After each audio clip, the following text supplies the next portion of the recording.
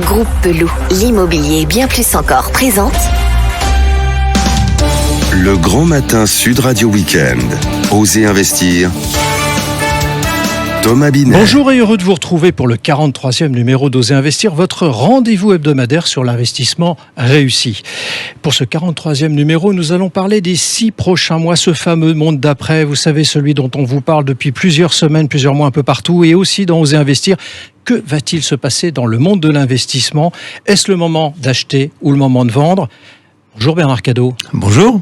Bernard Cadot, vous êtes notre consultant en logement et nous sortons d'une période extraordinaire dans le sens jamais vu. On l'a évoqué la semaine dernière, un phénomène de sidération qui s'est produit mi-mars au niveau national comme au niveau international.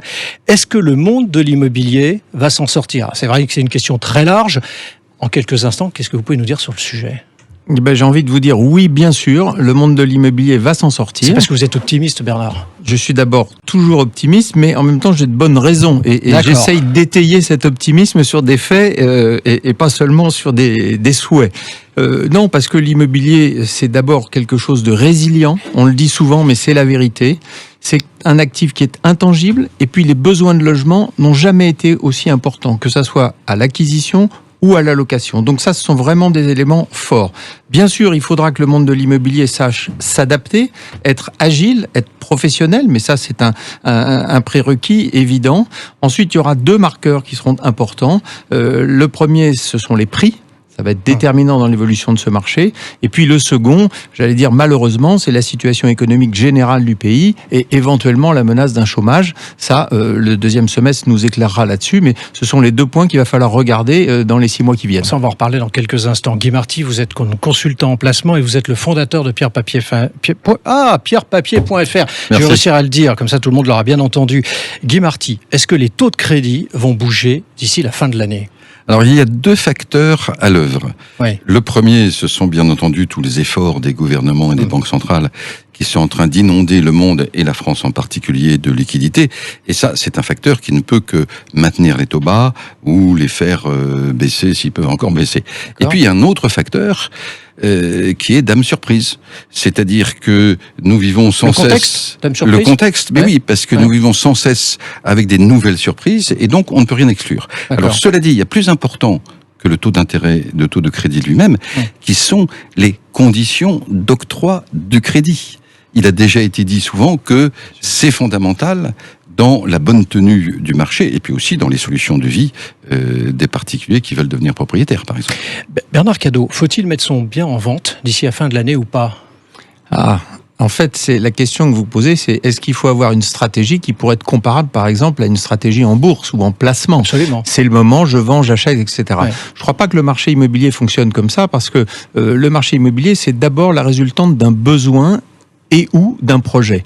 J'ai un projet immobilier, je vais donc vendre mon actif immobilier pour racheter autre chose. Donc c'est plus dans ces termes-là que ça se détermine. Et je dirais que celles et ceux qui ont des projets immobiliers à partir de maintenant, au début de l'été jusqu'à la fin de l'année, il n'y a aucune raison qu'ils se privent de les mettre en œuvre et de réaliser ces projets-là, parce que de toute façon, ils retrouveront derrière quelque chose à acheter. Donc ne pas attendre 2021 et faire maintenant si le projet est mûr maintenant. Très bien. Guy Marty, l'assurance vie, comment ça va évoluer d'ici la fin de l'année ? Alors, si c'est par rapport à tout de suite, oui, absolument. Effectivement, il y a un phénomène tout à fait inédit. C'est la première fois depuis très longtemps que l'assurance vie et même les fonds en euros, donc les fonds moins risqués, ont collecté moins que le livret A. Là, c'est une sorte de retournement de situation. Alors, en fait, oui, l'assurance vie va bien se porter pour plusieurs raisons. La première, c'est que le fonds euro a avec lui une solide expérience, une accoutumance des particuliers. Et puis la seconde, c'est que les placements long terme, du type SCPI par exemple, mais aussi du type OPCVM en bourse, peuvent se faire dans le cadre de l'assurance vie et y trouver un abri fiscal et une liquidité, ce qui est assez formidable pour des placements de long terme. Alors on a parlé de l'assurance vie, il n'y a qu'un pas pour parler des retraites. Nous sommes avec Valérie Batigne, fondatrice et présidente de Sapiendo Retraite. Bonjour Valérie Batigne. Bonjour. Valérie Batigne, on va parler d'un sujet qui nous concerne tous, la fameuse réforme des retraites. Le confinement a amené au fait qu'on en a un petit peu moins parlé dans les mois précédents. Moi, j'ai une question très simple à vous poser. Vous êtes bien placé pour peut-être nous y répondre. Aura-t-elle lieu, cette réforme des retraites, pour vous ? Alors, je pense que oui, très probablement, elle aura lieu. D'accord. Il y a deux raisons à cela. D'abord parce que c'était un projet phare du programme présidentiel. Et ensuite parce que toutes les raisons pour lesquelles cette réforme était initiée sont toujours là, même après la crise et même après le confinement. Donc pour rappel, c'était rendre le système plus lisible, rendre le système plus juste et également le rendre plus pérenne financièrement.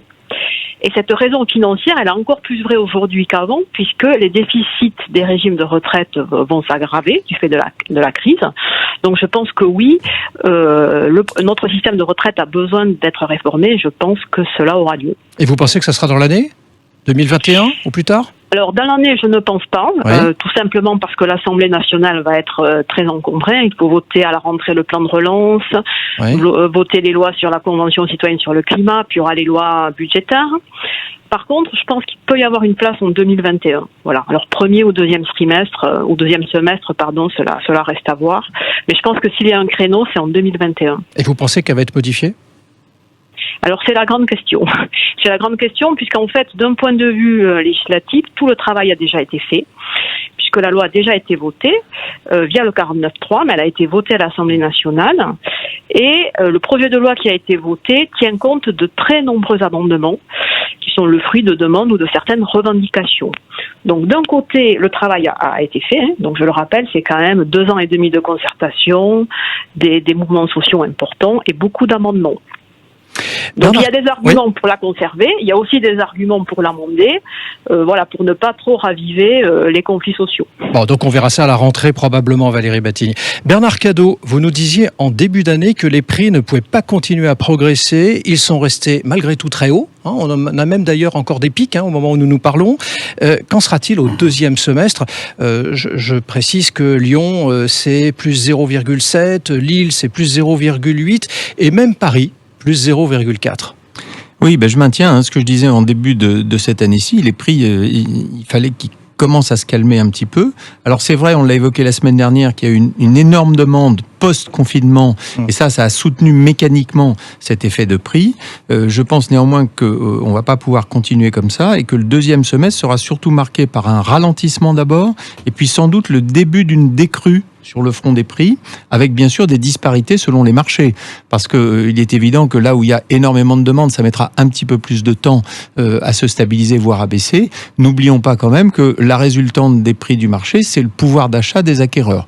Et avec les restrictions d'octroi des crédits dont nous parlions déjà la semaine dernière, il est probable qu'il y ait un ralentissement général sur les prix, et ici ou là, une décrue. Ce qui veut dire que le bon mot, ça serait stagnation ? Oui, c'est possible, et puis surtout pas faire de pronostics et pas avancer des taux de baisse ici ou là. Le marché, vous savez, il s'ajuste toujours en fonction du pouvoir d'achat réel du client. Guy Marty, j'ai du mal avec vous ce matin, Guy. Y a-t-il un risque de baisse de revenus, de vente dans les parts de SCPI, d'après vous ? Alors, en fait, les CPI sont ancrés dans l'économie réelle, ce qui est leur immense avantage sur 5, 10, 15 ans. Mais évidemment, dans les moments où l'économie souffre, il y a baisse de revenus. Alors cela dit, on pourrait faire 2 erreurs d'appréciation. La première, c'est que en réalité, le patrimoine qui est dans les CPI n'est pas le patrimoine immobilier, le marché immobilier dans son ensemble. Pourquoi ? Parce que quand un gérant achète, il achète cet immeuble avec l'idée qu'il va le garder pendant 5 ans, 10 ans, 15 ans, ce qui fait des critères de sélection tout à fait particuliers. Et on observe à chaque fois que les immeubles, et ce serait aussi d'ailleurs pour les foncières cotées ou les compagnies d'assurance vie, les immeubles détenus par les institutionnels, comme par hasard, baissent moins que le reste du marché. Alors la deuxième erreur qu'il ne faudra pas commettre, c'est que une baisse de revenus dans les CPI, c'est quoi ? C'est 1 an, 2 ans ? Sur un placement, justement, mais sur un placement, imaginons même 3 ans, sur un placement qu'on fait pour 15 ans.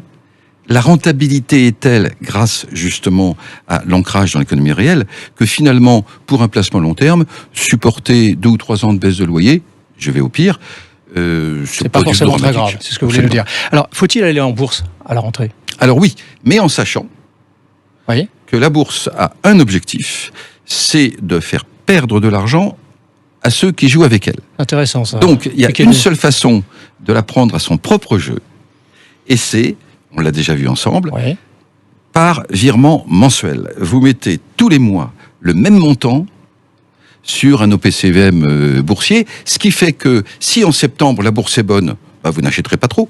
Et si en décembre, par exemple, ça y est, la bourse rechute gravement, vous achèterez énormément. Et c'est comme ça qu'on s'enrichit. C'est ce que je vous propose, on en reparlera à la rentrée prochaine. Bernard Cadot, pour vous, la véritable préoccupation, en fait, c'est l'investissement locatif. Vous nous le dites, longueur de chronique. Oui, effectivement, parce que globalement, on le sait, il manque énormément de logements en France. Et particulièrement une catégorie qui est celle des logements résidentiels locatifs à prix raisonnable. Et ça, il faut vraiment qu'on puisse remédier à ce manque-là, notamment via les investisseurs institutionnels qui commencent à revenir sur le marché du logement. À mon goût, un peu trop timidement, il va falloir que ça s'accélère. Et puis aussi, parce qu'on l'oublie très souvent, c'est les bailleurs privés, c'est monsieur et madame tout le monde qui se disent acheter dans l'immobilier, ça fait du sens, notamment pour avoir des revenus complémentaires au moment de la retraite. Et cette catégorie d'investisseurs et de Français, il ne faut pas la négliger, il faut même l'aider. On parle d'un plan de relance au mois de septembre. J'espère que dans tout ce plan de relance, les bailleurs privés ne seront pas oubliés et au contraire seront considérés. Ce que vous nous dites, c'est qu'il va falloir être vigilant à la rentrée, au taux de chômage, aux problèmes économiques, bref, à la consommation aussi, d'une façon générale. Oui, bien sûr, c'est un tout, parce que l'économie, c'est un tout. Et lorsque le pouvoir d'achat vient à manquer, ça rejaillit sur différents marchés, notamment sur le marché de l'immobilier. Et ne pas oublier que l'investissement immobilier, c'est un investissement qui s'apprécie sur du moyen et du long terme. Donc il vaut mieux avoir des loyers un peu plus raisonnables, mais récurrents, et payés régulièrement, plutôt que d'essayer de faire des performances qui pourraient être contre-productives. Voilà, c'était le 43e numéro d'Oser Investir, l'hebdo de l'investissement réussi, et le dernier numéro de la saison. Dès la semaine prochaine, en vous remerciant par avance de votre fidélité pendant tout l'été, nous vous retrouverons pour une version estivale d'Oser Investir, les pieds dans l'eau. Mes camarades de jeu, Bernard Cadot, Guy Marty, ont déjà préparé leur sac de voyage et on va aller faire le tour des plages cette année en vous emmenant dans des destinations sur lesquelles vous pourriez investir. On vous remercie évidemment pour toute cette saison passée ensemble.